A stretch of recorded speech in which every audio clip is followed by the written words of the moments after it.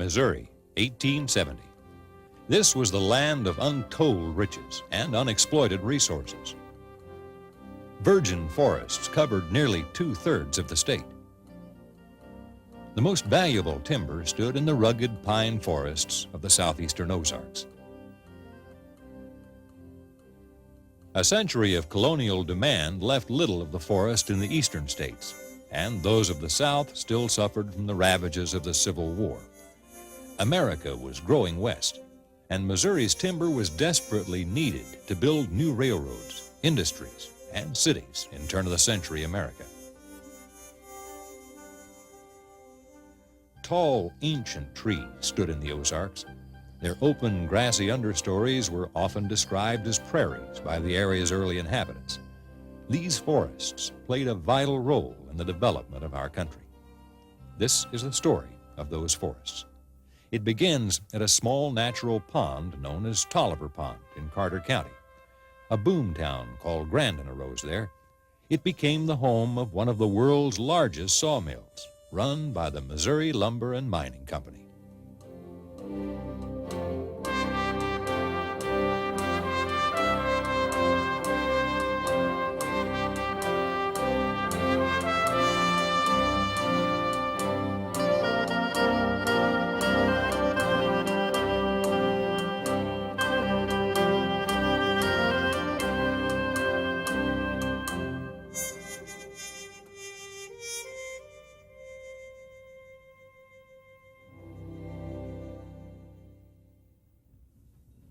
The nation's industrial cities were far, far away from the backwoods roads of the Ozarks in the 1870s. Railroads hadn't pushed deep into the region, and small streams couldn't carry much traffic. The few wood products produced in this rugged country were used by the scattered inhabitants for houses and barns.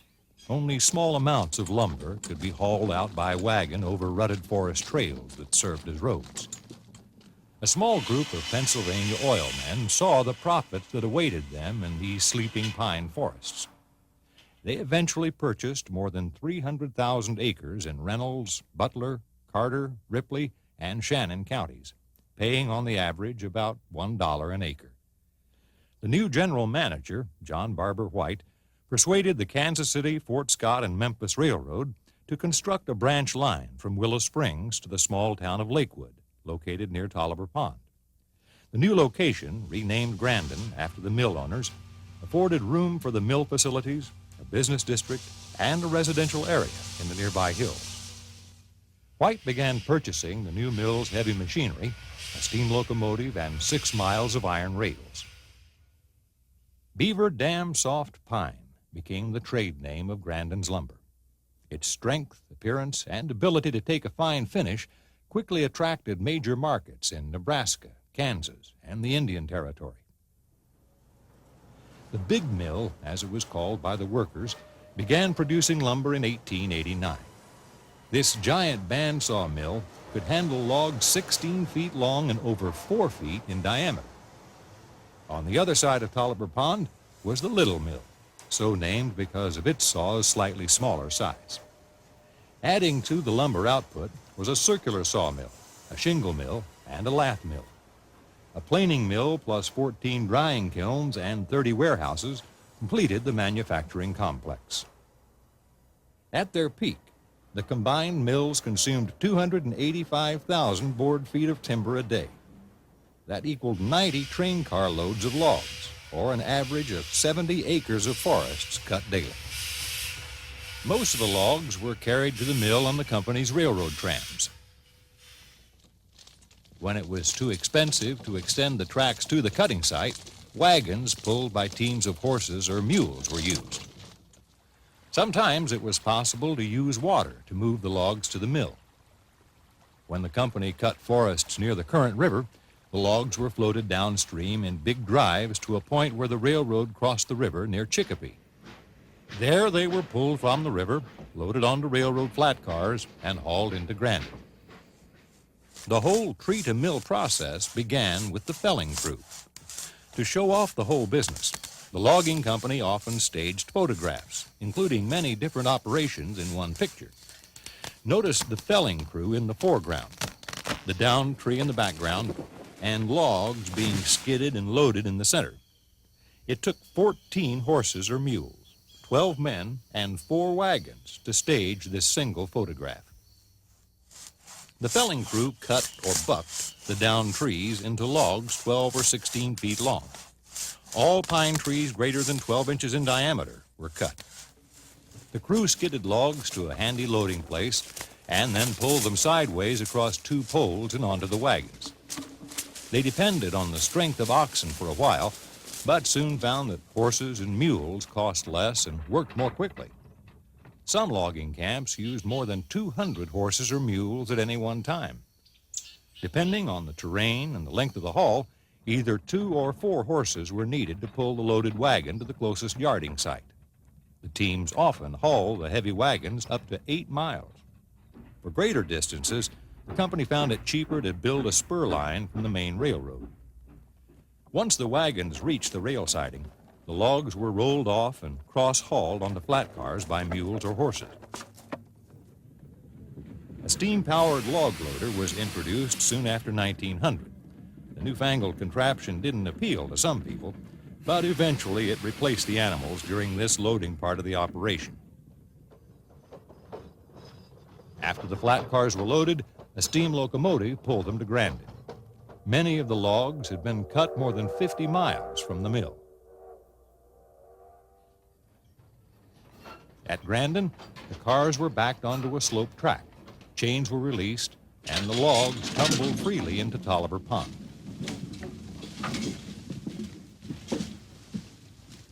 This mill pond played an important part in the company's operation.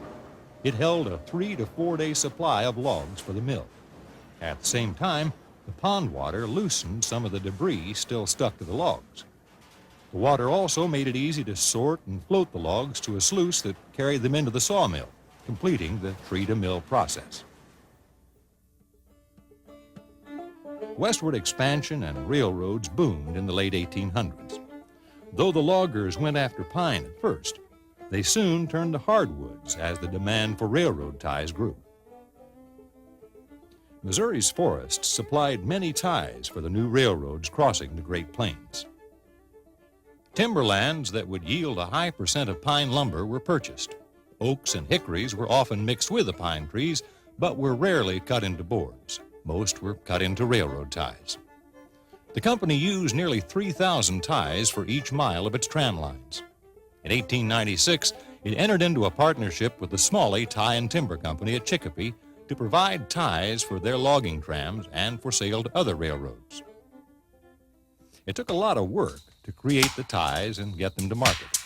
The process began upstream on the Current River and its many tributaries, where farmers were paid to hack ties at the rate of 10 cents per tie.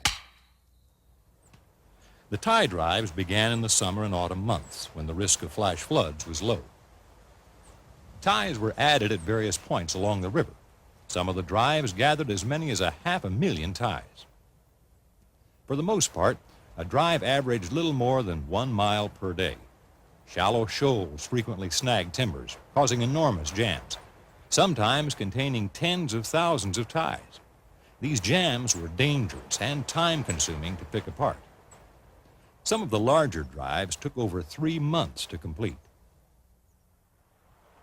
A boom extending 2/3 of the way across the river was constructed at Chicopee.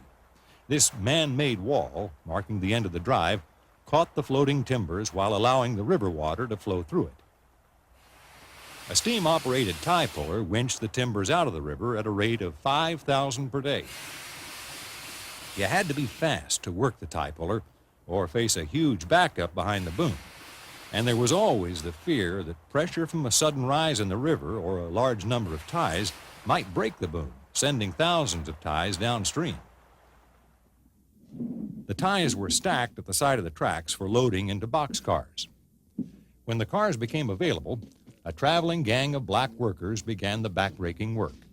Each man balanced a waterlogged tie on his shoulder before carrying it into the boxcar. Some of the ties weighed between 300 and 400 pounds. River drives were an inconvenience to the people living near the Current River. Jams often blocked the river for days.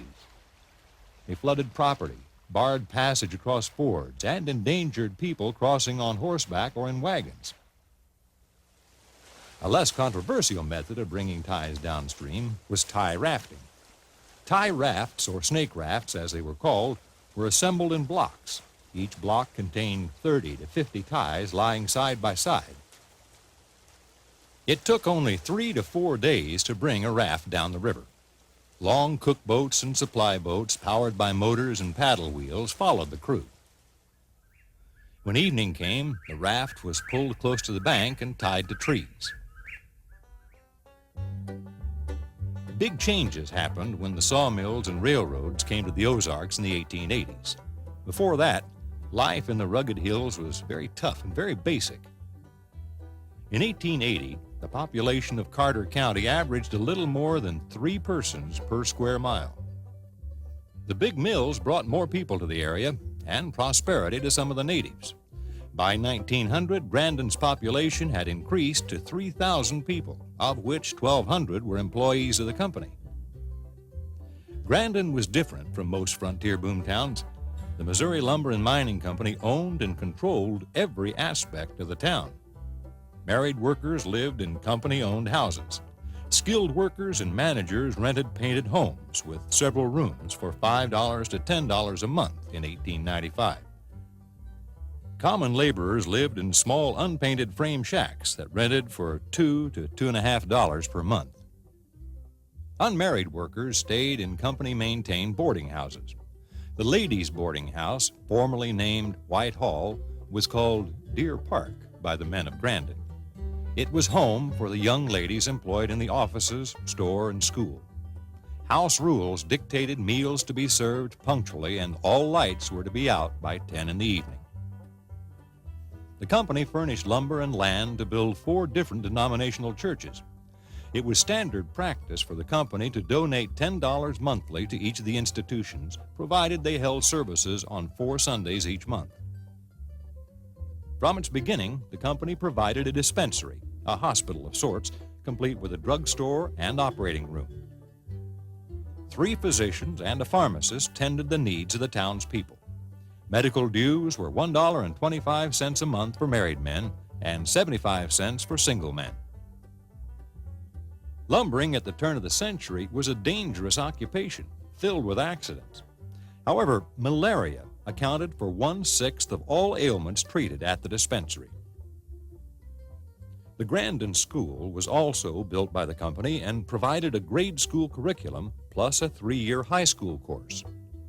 The town had its own post office, fire department, and gymnasium. There was a Grandin band and even a town baseball team sponsored by the company.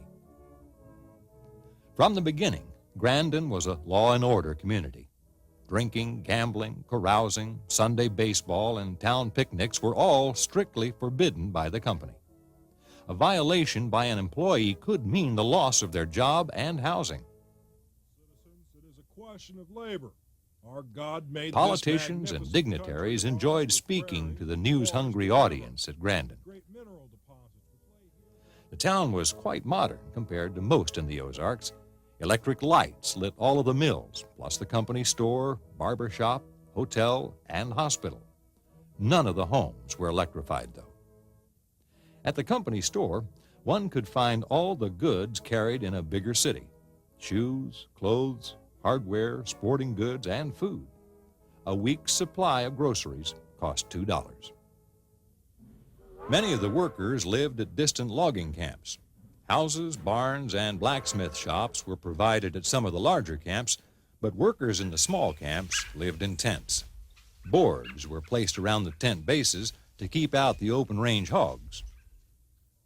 Most of the camps had a small church. Each week, a converted logging car carried a small version of the company store to the camps.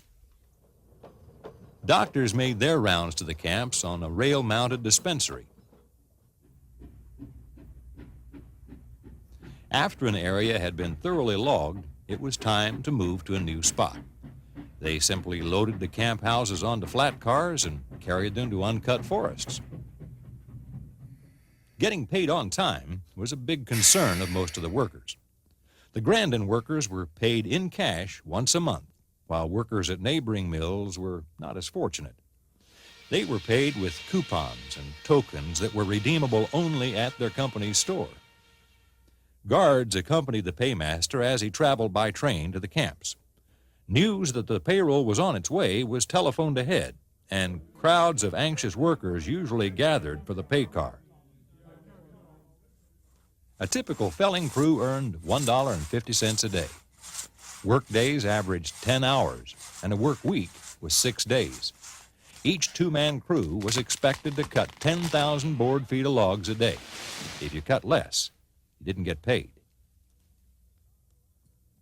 A top loader earned $2.50 a day. He's the man on top of the carload of logs.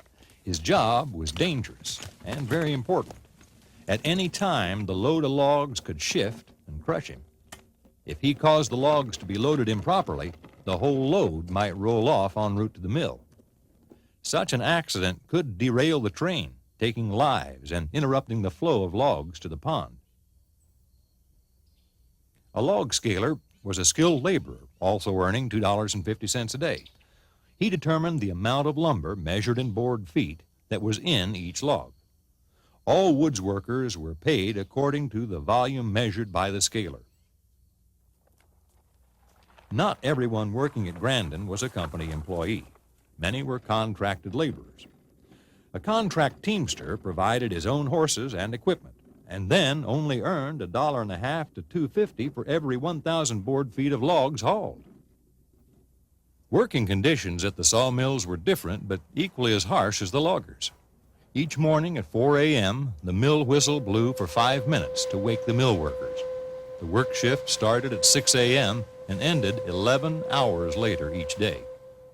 Unskilled mill workers earned $1.50 a day. Others, like machinists, saw filers, and other skilled workers, earned wages comparable to their talents. Wages were kept equal to the neighboring mills for fear of losing the men to competitors. More than 200 men worked in the company's railroad department. They constructed the hundreds of miles of tramways through the rugged Ozark hills.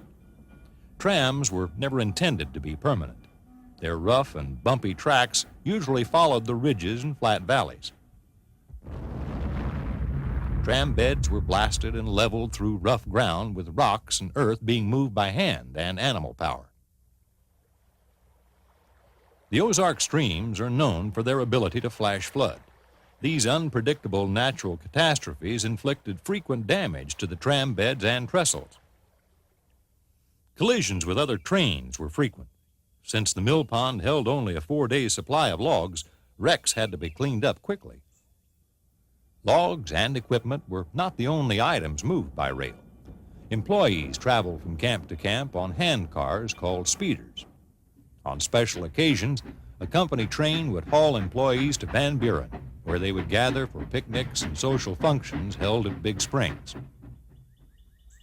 Missouri lumber production peaked in 1899. By 1906, when national production peaked, the Grandin mill was winding down. Most of the pine lands adjacent to Grandin had been cut, and the main supply of logs came from faraway Shannon County. Prior to closing down the operation, Tolliver Pond was drained, revealing nearly 2 million board feet of usable logs.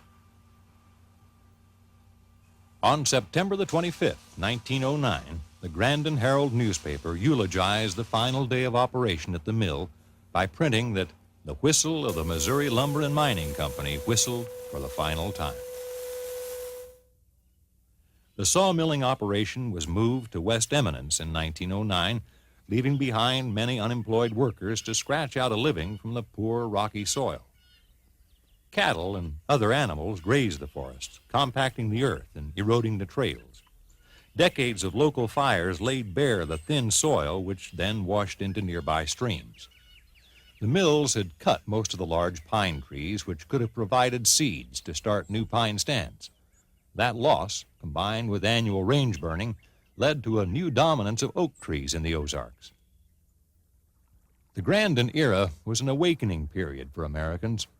Nationwide, they were beginning to see that resources like the forests needed care if they were to continue.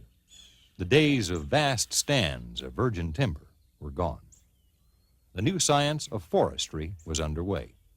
The U.S. Forest Service itself was formed in 1905. In 1907, Yale University sent its senior forestry class to Grandin to study logging and milling operation in the Ozark forests. Today, University of Missouri forestry students continue that tradition of first-hand field experience at a summer camp near Wappapello. In the 1930s, the U.S. Forest Service, the Missouri Department of Conservation, and the University of Missouri began to work together with Missourians to change old habits and share new ideas about caring for our forests. Preventing unnecessary fires, fencing cattle out of woodlands, and cutting with a thought to future wood production all began to change Missouri's forests. Cutting provides wood for all kinds of products, from lumber to fine furniture.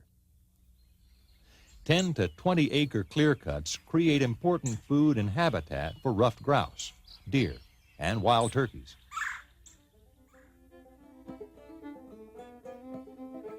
Grandin shrank from a boomtown community of 3,000 to its present size of a few hundred persons.